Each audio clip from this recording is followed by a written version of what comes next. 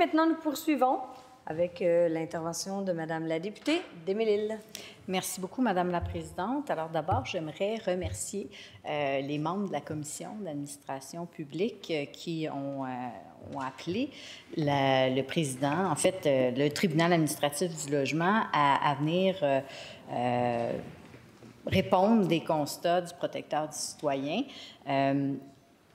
Les collègues de l'opposition qui travaillent comme porte-parole d'habitation ont tous été beaucoup sensibilisés dans les dernières années, non seulement à la crise du logement, mais la difficulté d'accès au tribunal administratif du logement. On a échangé là-dessus d'ailleurs avec la ministre de l'Habitation à plusieurs reprises.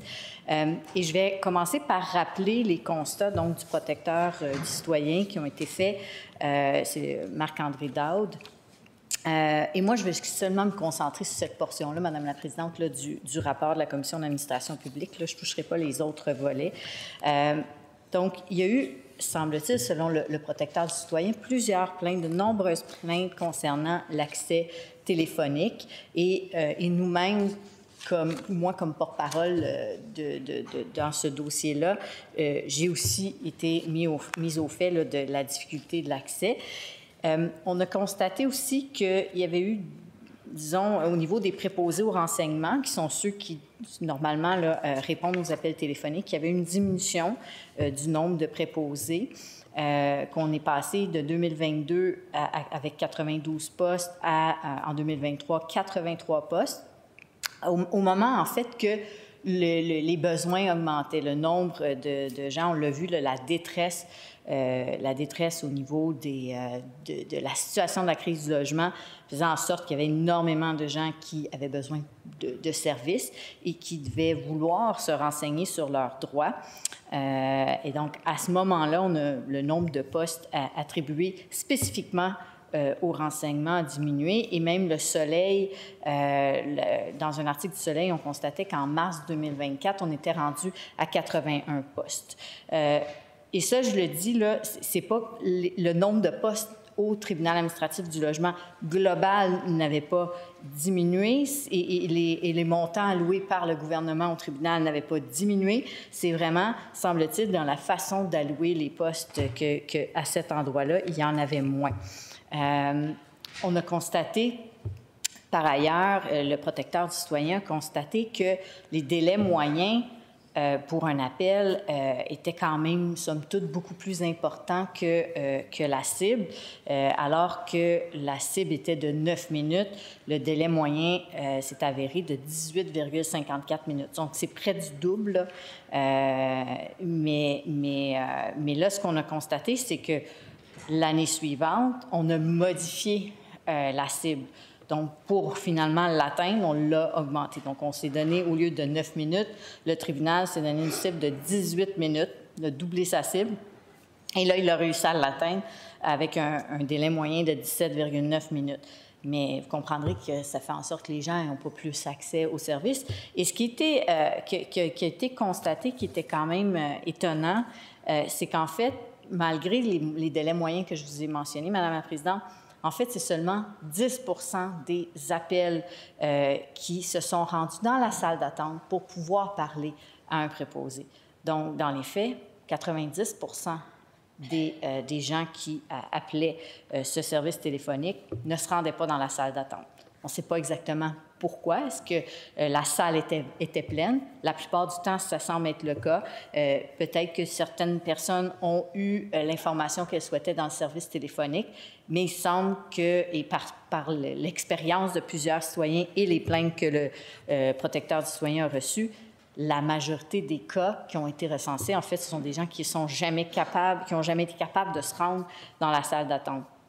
Le protecteur aussi avait souligné qu'au départ, lorsqu'ils avaient commencé à regarder le dossier, il n'y avait pas la possibilité de s'épargner les nombreux messages du système téléphonique, les messages automatisés, par l'option, par exemple, du 0 qu'on voit dans la majorité des services téléphoniques automatisés, mais qu'avant de produire leur rapport, leur dernier rapport, bien là, ça avait été ajouté, mais nulle part, à aucun moment, puis j'ai écouté les messages, à aucun moment on l'indique aux citoyens qu'il y a cette possibilité de faire le 0. Alors, là, puis je vais vous en reparler, là, mais de tout ce qui est nécessaire d'écouter pour pouvoir se rendre, c'est quand même très long. Je vais aussi souligner que le protecteur du citoyen a soulevé que l'enjeu pour eux majeur aussi, c'était la façon que le tribunal fait le calcul. Le calcul du délai d'attente, en fait, commence lorsque le citoyen rentre dans la salle d'attente et considère qu'un appel est répondu si la personne a raccroché. Vous comprendrez que c'est bien possible que les gens, et évidemment, tous ceux qui n'ont jamais réussi à rentrer dans la salle d'attente, c'est aussi considéré comme un appel, en fait, un appel qui a été répondu.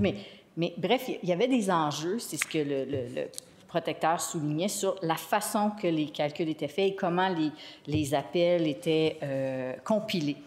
La commission d'administration publique avait donc écrit au tribunal administratif du logement pour souligner ces enjeux-là et demander leur participation à une séance, en fait, l'audition.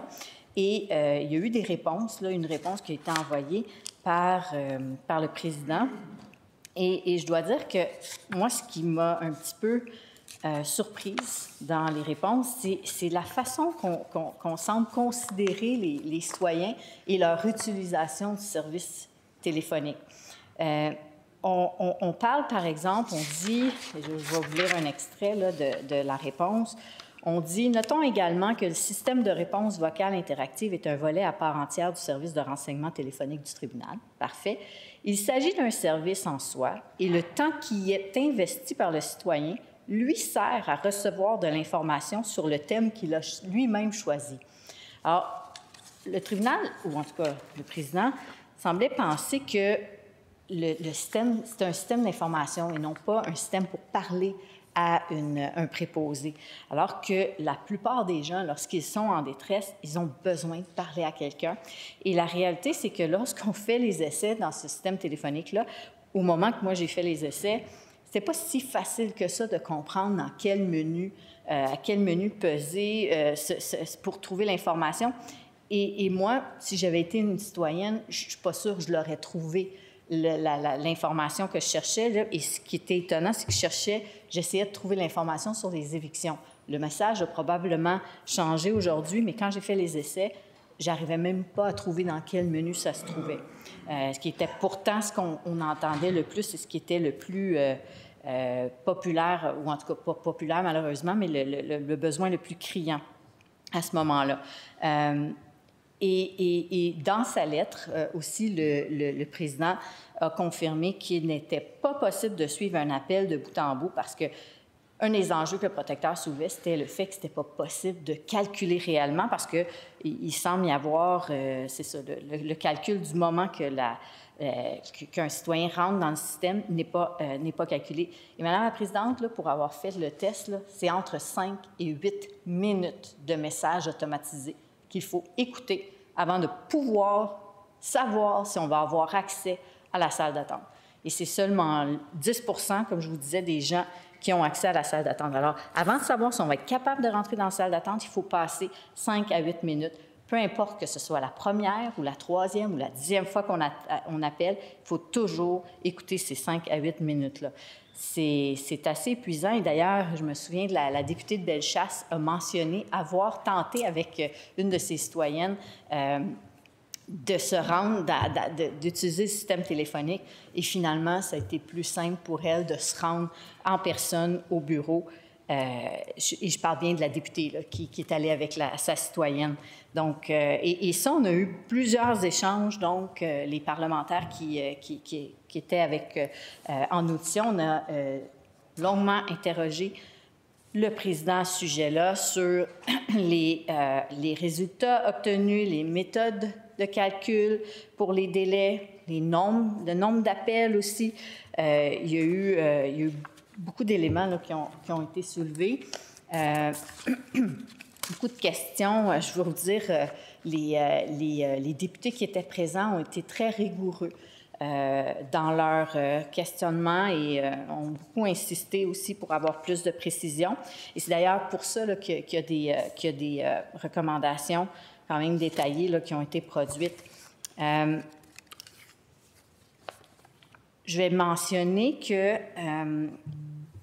lorsqu'il y a eu ces échanges-là, c'est sûr que le président a mentionné à ce moment-là qu'il y avait besoin de davantage de ressources. Et moi, tout de suite, je dois dire, et je suis consciente que dans la mise à jour économique, il y a eu des sommes à allouer là, au tribunal administratif du logement, mais mon premier réflexe, et je pense que ça a été le réflexe de d'autres députés aussi, ça a été de dire, mais est-ce qu'on emploie correctement les ressources qu'on a actuellement? Et ça, c'était d'ailleurs, il y avait la vérificatrice générale dans les années antérieures s'était penchée sur le temps, l'utilisation du temps planifié et trouvait que les améliorations étaient insuffisantes. En fait, les progrès, il n'y en avait pas. En fait, là, c'est qu'on ne s'améliorait pas dans cette cible-là. Et pour vous donner une idée, dans le plan stratégique 2020-2023, on visait 80 de temps planifié, d'utilisation du temps planifié. On a atteint seulement 72,8 %. Et qu'est-ce qui s'est passé dans le plan stratégique suivant, 2023-2026? Et on a retiré tout simplement l'indicateur. Donc, aujourd'hui, on ne le suit plus. Alors, avant d'attribuer plusieurs ressources supplémentaires, il faut se poser la question si les ressources qui sont là sont utilisées à leur plein potentiel.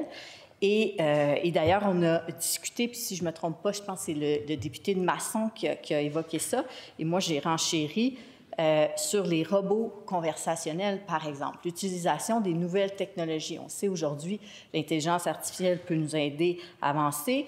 Moi, j'ai parlé du centre d'appel de la ville de Laval où j'étais au préalable avant d'être élue députée. Le 311 était en développement de ce genre d'outils-là. Le service 311, il y a plusieurs façons aussi que les centres d'appel se comparent avec.